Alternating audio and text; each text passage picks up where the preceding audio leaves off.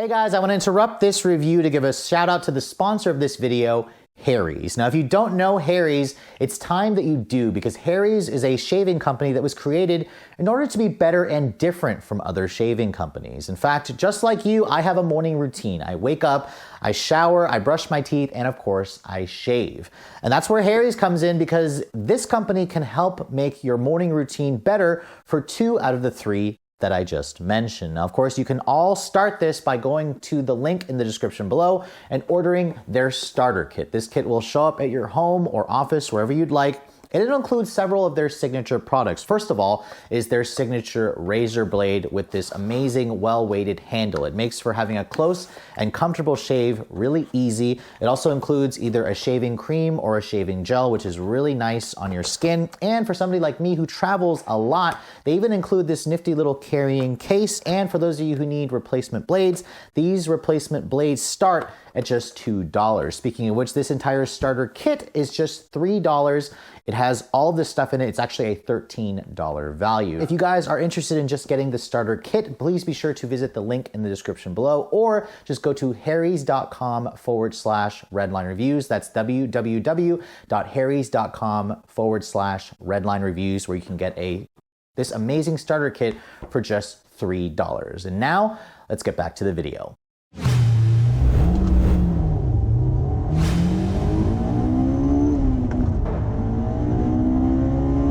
Well, hello everybody, and welcome to a long overdue Redline life vlog update. You guys know me by now, I'm Sofyan, and you should also know this guy, the one who's driving. This is Keith. He's been helping with the channel for like the last 4 or 5 years as well. He's one of my best friends.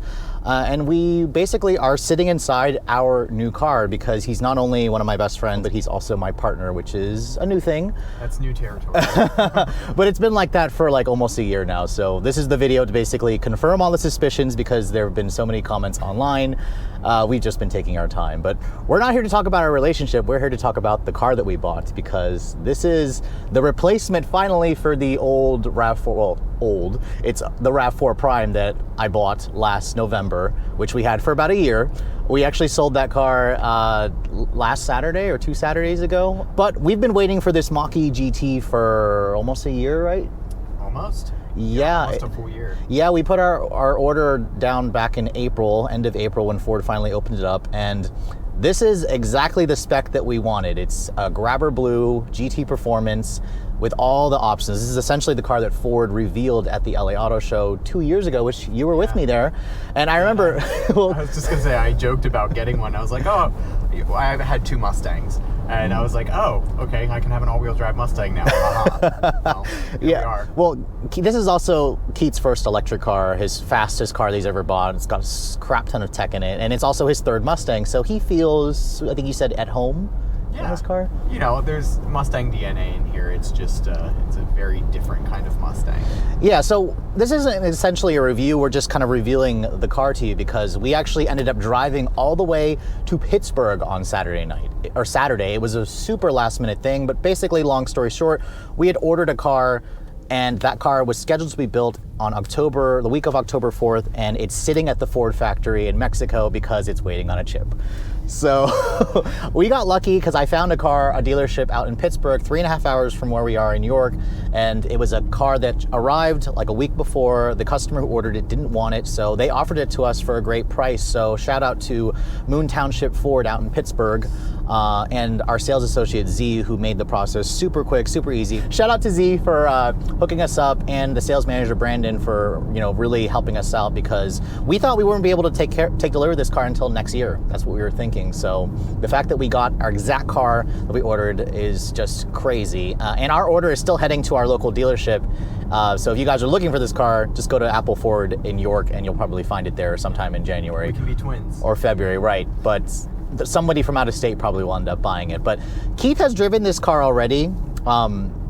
He drove it initially for a little bit, but he's still just kind of driving it. And this car, what I love about it is it reminds me so much of my Tesla. And you're probably wondering, why didn't we buy a Tesla? Well, Keith, why do you think we didn't buy a Tesla? There's a couple reasons. I love Tesla, and I used to want one. I still think they're great vehicles. I had some concerns about build quality, and I've seen multiple Teslas with multiple build quality issues that kind of scared me away a little bit. That's one of the issues. Another one being, there's so many Teslas on the road. I mean, they're everywhere. And I feel like they all kind of look the same, whether it's, well, the Model S is a little bit different, but the Model 3 and the Model Y are so similar.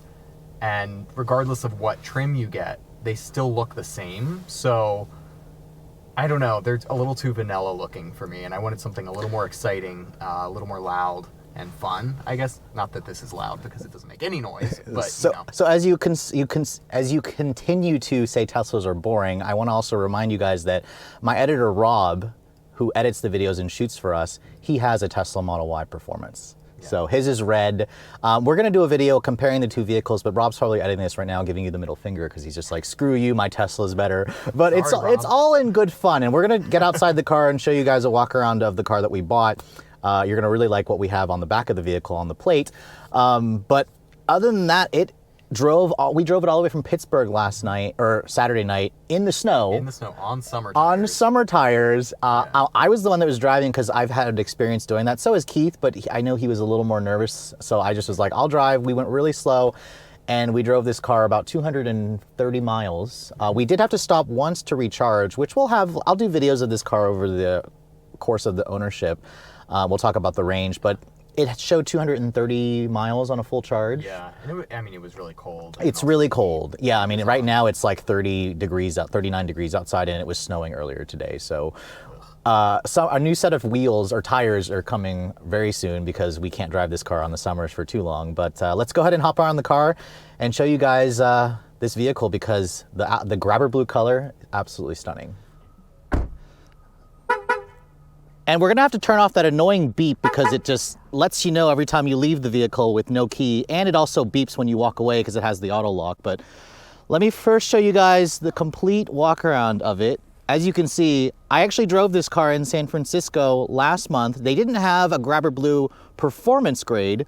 They had it just in the base, but the performance grade with those wheels and the sequential LED turn signals, I mean, go ahead and say what you want about the styling in the comments below. You have to admit, this car looks a lot better than a Model Y. The Model Y just looks like a fat Model 3, and I've always said it in all my videos, but yeah, Keith, what do you think about the look? Yes? I love it. It took a while to grow on me because I saw it, revealed at the auto show 2 years ago, and I really wasn't okay with it being called a Mustang, and I think it's because I had two Mustangs prior to this. After driving one, though, I realized it's really that good. I do think it deserves the Mustang name. I know I'm going to have a lot of people who disagree, but also a lot who do, and that's okay. We're allowed to have opinions, right? Yes, of course we are. I mean, still after a year on the market, people are still saying it's not a Mustang, man. I mean, there were so many comments when we posted the photo of this vehicle saying it wasn't a Mustang. But Keith, I want to first go over to the wheels over here because these wheels, tell me about these wheels again, Keith. So, not only all these spokes, but the angles and everything. Like, there's so many little pockets. Like, my knees still hurt from cleaning these wheels. Now, I want to point out that Keith is particularly OCD about keeping the cars clean. He's actually more OCD than me. I didn't think I'd actually find a guy that's more OCD than me, but he is. And I warned him when we got this car with these wheels. I was like, these wheels are going to suck to clean. So we may end up getting another set of wheels for this car, but I'll zoom up really close. You can see so many spokes. They look fantastic when they're clean. These are the Pirelli P0s that they come with the red brake calipers. But let us know in the comments below what kind of wheel we should end up getting, because we're still on the fence if we want to get another set of wheels, but definitely some all-season tires for sure. But what's your favorite thing about the look of this car on the outside, Keith? I love that it has no door handles.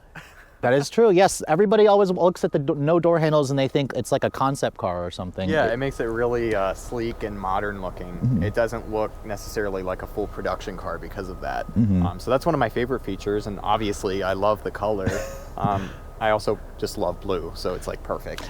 Yeah, we are. I know a lot of you guys like to make fun of me because I tend to go through cars like crazy, but I think we may end up keeping this one for a little bit. This one's gonna stay. I mean, I've driven so many of the new EVs, and Keith has had some experience with them as well because, you know, he gets to see them just like I do.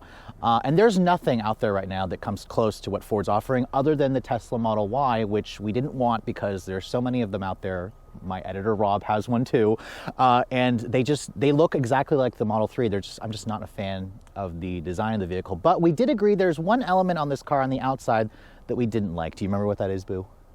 No. I just love putting it so much. I just love putting him on the spot. We agreed that we did not like this right here.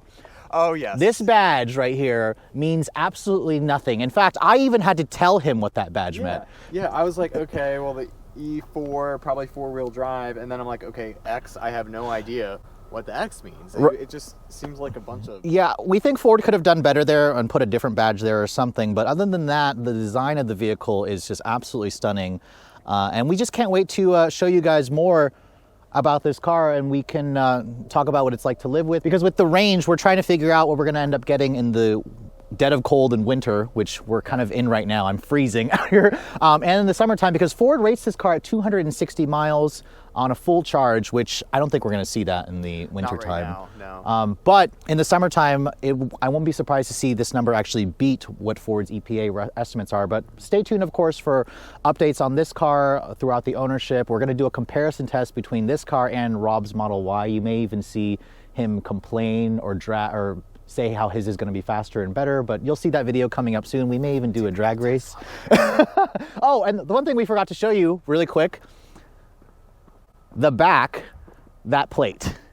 That plate was actually on the back of the RAV4 Prime, which was really, really odd to see on a RAV4, but we chose that plate specifically, of course, when we had this car in mind. And of course, it's just for a little fun to troll on the Tesla, because Tesla people always have their customized plates, and now people with Mach E's, I guess, are doing the same thing. But anyways, guys, hope you guys have enjoyed this quick little fun overview with our life update, our new Mach E GT. If you're also looking to see the latest cars that I'm testing, be sure to follow us on Instagram at redline_reviews. Like us on Facebook. And as always, guys, please be sure to subscribe to the Redline Reviews YouTube channel for all the latest reviews. Thank you so much for watching. I'll catch you all in the next video.